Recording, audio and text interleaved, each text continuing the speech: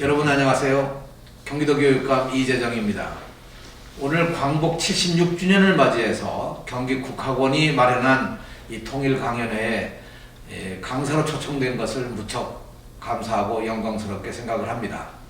특히 이 행사를 준비하신 유용근 명예원장님 그리고 박수진 원장님을 비롯한 경기국학원의 임직원 여러분 그리고 오늘 이 강연회를 줌으로 참여하시는 여러 회원 여러분들께 다시 한번 치아의 말씀을 드립니다. 오늘 저에게 주어진 주제가 진정한 광복, 통일입니다. 이 주제입니다. 76년 전 우리는 광복을 맞이했었지만 정말 진정한 광복은 아직도 이루어지지 않은 상태라고 저는 생각합니다. 바로 오늘 주제가 그렇게 말해주고 있는 것이죠. 그런 의미에서 오늘 이 광복 76주년에 우리가 과거 역사를 돌이켜보면서 오늘날 우리에게 주어진 과제가 무엇일까? 이걸 같이 한번 좀 생각해보는 시간을 갖도록 하겠습니다. 결국 문제는 뭐냐? 분단 70년입니다.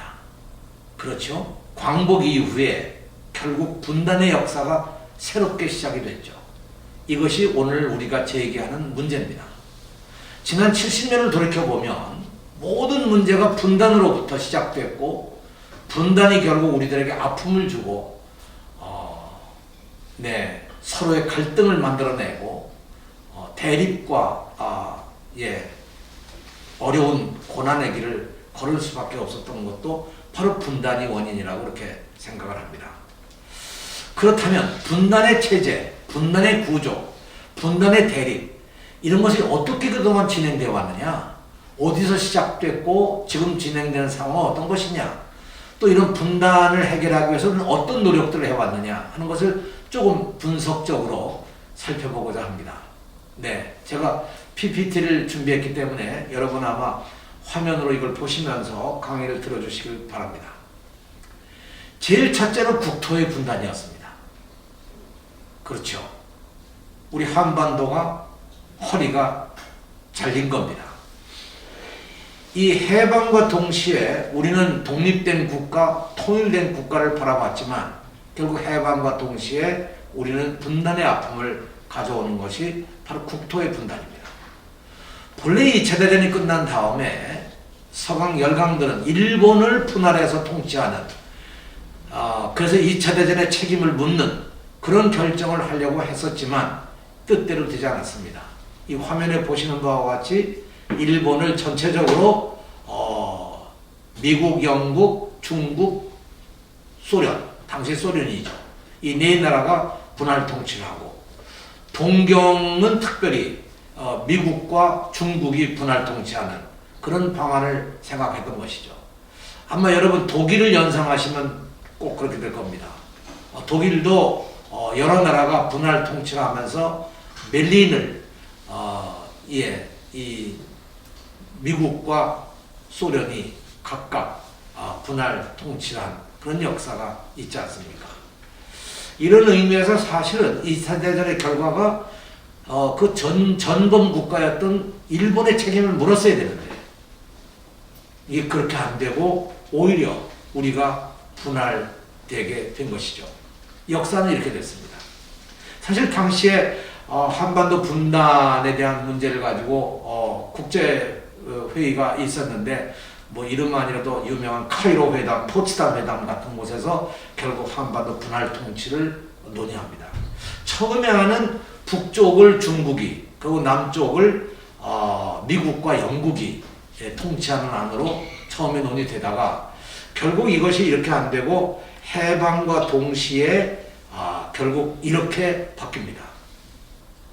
해방이 됐습니다. 근데 해방되기 일주일 전에 소련군이 먼저 북한을 점령합니다. 그것이 1945년 8월 8일이었습니다.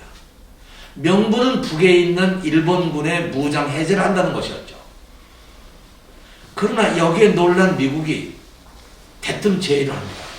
소련에 대해서 그러지 말고 38선을 중심으로 해서 북은 소련이 점령하고 남쪽은 미군이 점령하도록 하자. 이 제안을 하게 됩니다. 그것이 1945년 8월 15일입니다. 이 제안에 따라서 미 태평양 육군 총사령관이었던 이 메가더 사령관이 포고령을 냅니다. 이렇게 선언을 합니다. 항복문서의 조항에 의하여 본관의 지휘하에 있는 승리에 빛나는 군대는 금일 북위 38도 이남의 조선 영토를 점령한다. 이게 현실이었습니다. 일본이 분단이 안 되고 조선이 분단이 된 겁니다. 38도선을 중심으로 북은 소련이, 남은 미군이. 이 발표도 요코하마에서 메가더 사령관이 발표를 합니다. 그리고 동시에 이와 같은 포고령을 내립니다. 포고령 제1호, 제1조에 보면 통치의 전 권한을 당분간 본관의 권한 하에서 시행한다. 포고령 2호는요. 연합국에 대하여 적대 행위를 하는 자는 점령군의 군사법정에서 사형을 포함한 기타의 판결에 처해질 것이다. 여러분 겁나죠? 네, 우리가 해방됐다고 정말 아주 신나게 좋아하고 있었을 때 그만 우리 땅은 국토가 이렇게 강제로 분할이 된 것이죠. 여러분도 아시겠습니다만 1945년 해방되기 이전에 여운형 선생을 중심으로 한 건국준비위원회가 전국적으로 활동을 시작했었고 해방되자마자 8.15 날 이 건국준비위원회가 본격적으로 가동이 되고 일본 총독부도 그때 다 여기다 그런 권한을 위임을 하고 미국도 사실 이걸 인정을 했었습니다. 근데 미국이 생각해보니까 이게 아닌 거거든요. 왜? 소련군이 이미 북한에 점령을 하고 있는데 그래서 결국은 여운형 선생의 건국준비위원회는 3일 천하로 끝납니다. 그리고 그때부터는 미군의 지휘 아래 들어가는 것이고요. 9월 7일이라고 날짜가 되어 있는 이유는요. 미국의 그 사단 명력이 3개 사단이 남한으로 진주에 들어오면서 동시에 이 포고령이 나왔기 때문에 날짜는 이렇게 된 거지만 실질적인 미국의 영향권은 8.15 바로 직후부터 작동이 되기 시작한 겁니다. 이것이 바로 우리 국토의 분단입니다. 근데 이 분단은 국토의 분단으로 끝나지 않고 여러 사람들이 노력을 했습니다만 결국 남북 정부를 따로따로 만드는 남북 정부의 분단이 이루어진 거죠.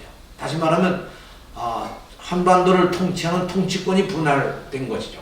1948년입니다. 남한에는 이승만 정부가 들어서고 북한에는 김일성 정부가 들어섭니다. 김일성 정부는 소련으로부터만 지원을 받는 것이 아니라 중국으로부터도 전폭적인 지원을 받아서 여기 나와 있는 등수평과의 사진이 하나 제가 구해서 여기 실었습니다만 네, 중국하고 관계를 볼 수가 있죠. 아무튼 이것이 우리들에 있어서 정부의 분단이라고 볼 수가 있는 것이죠.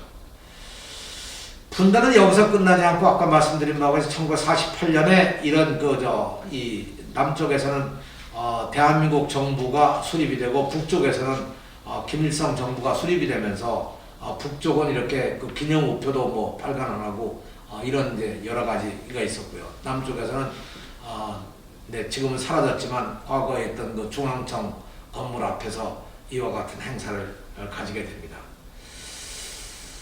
결국 국토는 이와 같이 38선을 중심으로 해서 미국과 소련과 미국에 의해서 분단, 점령된 것이죠. 이 영향 아래서 결국 남쪽에도 대한민국 정부가 수립됐고 북쪽에는 북쪽대로 정부가 수립이 된 겁니다. 이 분단, 이것이 지금까지 계속되고 있는 건 아니겠습니까? 그러나 더 큰 분단은 결국은 6.25 전쟁이었습니다. 이것이 민족의 분단입니다. 이제 남과 북이 우리 민족이 갈라졌습니다. 생각도 갈라지고 이념도 갈라지고 생활도 갈라지고 모든 게 다 갈라진 것이죠. 이 민족 분단이라고 하는 것이 바로 6.25 전쟁을 통해서 이루어진 하나의 상황입니다. 얼마나 처참했습니까? 한국전쟁이 우리에게 남긴 건 뭡니까? 아픔과 슬픔과 이산가족과 그리고 모든 것들이 다 무너진 거죠. 바로 왼쪽에 있는 한강 철교가 이 폭파되면서 여기를 어떻든 간에 남쪽으로 내려가기 위해서 뭐 별수를 다 써서라도 이렇게 내려가는 피난민들 행렬, 그 피난민 행렬 앞에 이런 탱크 앞에 서 있는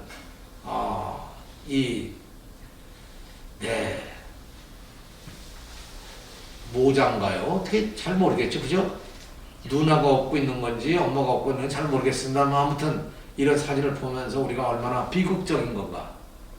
어떤 게 남았을까? 6.25 이후에 우리에게 남은 건. 이제까지 우리가 아직도 가슴에 품고 있는 문제가 있습니다. 조금 이따 제가 말씀을 드리죠. 전쟁의 상황은 굉장히 비극적이었습니다. 자, 이 한쪽으로는 피난 행렬이 내려가고 한쪽으로는 군인들이 북으로 향해 가고 있습니다. 저도 이때 피난을 갔습니다. 그래서 사실 그 피난이라는 게 얼마나 처절하고 힘들었던 것인가를 지금도 기억을 합니다.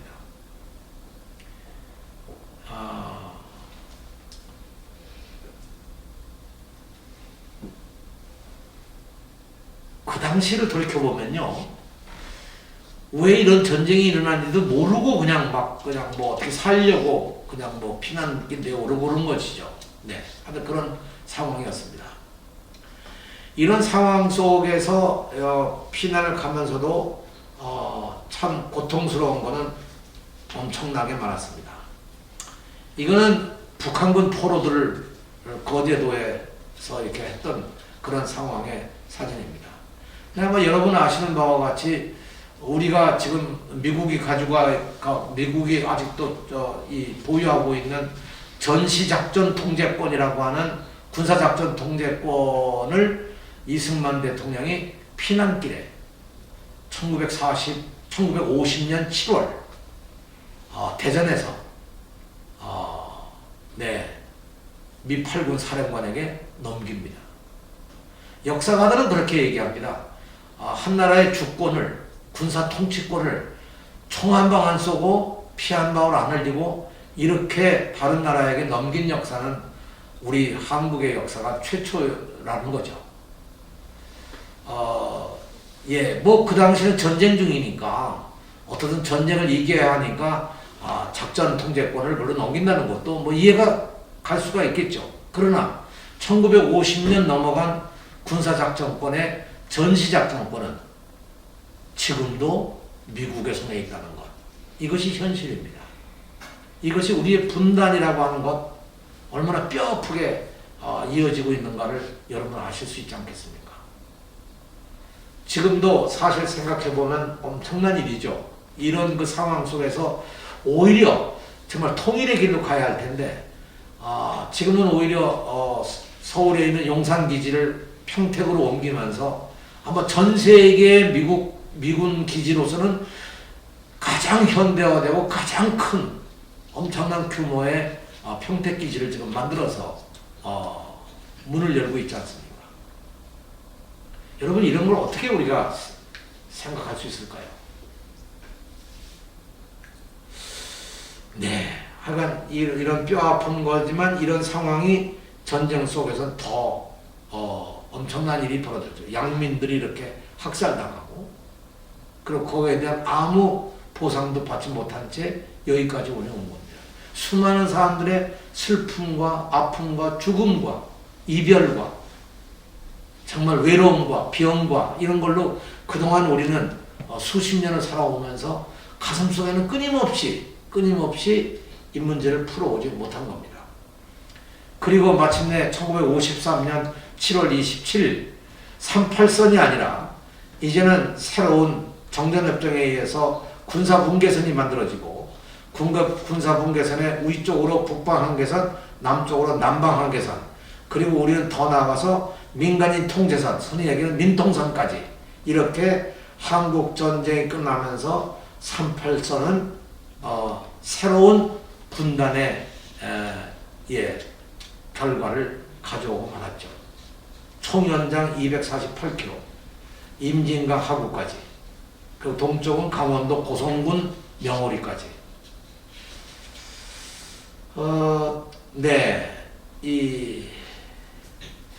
이것이 이제 우리가 갖고 있는 하나의 그 현실입니다. 근데 이런 점에서 이 해방은 과연 우리가 무엇을 가져다 주었나? 결국 지금 있는 이 정전협정, 70년이 지나도록 바뀌지 않은 정전협정, 역시 우리를 지배하고 있는 이 정전협정이 여전히 우리를 얽어매고 있는 것이죠. 이것이 우리가 갖고 있는 현실입니다.